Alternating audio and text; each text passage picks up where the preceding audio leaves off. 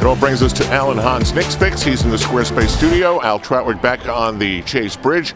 So how is the NCAA Tournament playing out in the Knick locker room? Very interesting. Now the Sweet 16 is here, and of course there's a game tonight for Al in Houston where Tennessee takes on Purdue. That matters to him. And tomorrow, Lance Thomas and his Duke team takes on Virginia Tech. But there's one game that there's some high stakes right now in that Knick locker room, and that will be Friday night, 10 o'clock, Kansas City, Houston, and Kentucky.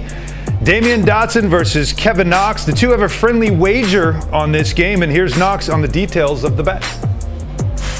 But me and Dot, whoever the loser has to wear the other person's actual jersey to the game on Saturday. So we're pretty cool. I told him just to buy my jersey. They don't need to buy Houston's jersey because Dot only gonna be need to wear mine. I ain't got to worry about him, but it's going to be a good game. I mean, Houston's a really good team, really scrappy, going to play athletic. I mean, we got some good guys on our team as well, so I don't want to get into depth. I'll say all day, but I got us by a good 5 points, So you're not going to be walking in with Houston? Nah, I won't be walking in with Dot's jersey. No, it won't. No, I won't. I got faith in my guys, got faith in Cal. He got a long week getting the boys ready, so we're going to see. We're going to see. Oh, he has faith in Cal, and he has faith in the team. Let's see if he has faith in P.J. Washington, who's out. So right now, Kentucky's only favored by 2.5 points, but if Washington does play, that could make a difference in this one. So we'll see Saturday night who's wearing whom's jersey. Knicks have used an awful lot of lineups, but there is one pairing in the backcourt that David Fizdale has not been able to put out there. What's going on? Yeah, we've been talking about this actually quite a bit because we've been waiting for it ever since the trade for Dennis Smith Jr.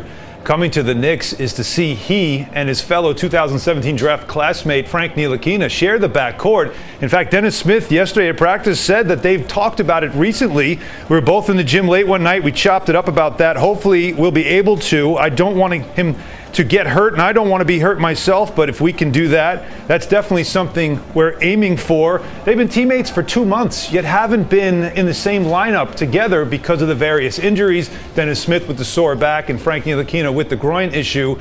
So it is something, though, even with only 8 games to go, if they can make this happen, it's something the Knicks do want to see. David Fizdale talked about it yesterday at practice. I'd like to. I don't think it's the end of the world if it doesn't happen, but I'd really like to see it because that was what I was really hopeful for with Frank coming back. You know, was that once Dennis got healthy, we could take a look at that. So hopefully in the last games here we can get them out there. But if it's not, then it's not the end of the world. We'll get them a great summer of work, get them better, and get them on the court next year. Now the feeling is that the two players could actually complement each other's games. Dennis Smith being a scorer, and Frank Ntilikina being a defender, and Frank Ntilikina can play on the ball, which would allow Smith free him up a little bit and be more of a scorer, not have to worry so much about organizing the offense. And then Ntilikina can guard a lot of the big guards to protect Dennis Smith Jr. as well at that end of the floor. The issue, of course, getting him on the court at the same time. But as you heard David Fizdale say, if not this season, it's something they hope to do perhaps next season. Meanwhile, Kawhi Leonard again is resting tonight for the Toronto Raptors. What's your gut feeling, staying or going? That's a good question. And by the way, Al, have you noticed that when Kevin Durant has to talk about free agency and Kyrie Irving has to talk about free agency, Kawhi Leonard never has to talk about free agency? It's pretty incredible to think that this whole year's gone by. He's one of the biggest names that is going to be available this summer. However, Kawhi Leonard is a player that the Raptors are starting to feel more and more that they think he's going to stay. Remember the Paul George situation when the Thunder acquired him and everybody thought he was going to the Lakers, and then he surprised everyone by staying with Oklahoma City. There's a report at TSN saying that they believe that Raptors officials believe that they've become increasingly confident in the team's chances to re-sign Kawhi Leonard. Things appear to be trending in the right direction is what the report also said. This is very recent. Now they can give him that extra year and an extra almost $50 million because they have his bird rights.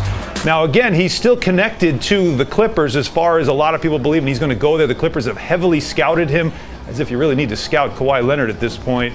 But there is a belief that he could end up staying up north with the Raptors, and perhaps their success or lack thereof in the postseason could be the deciding factor. Time for the stat of the night.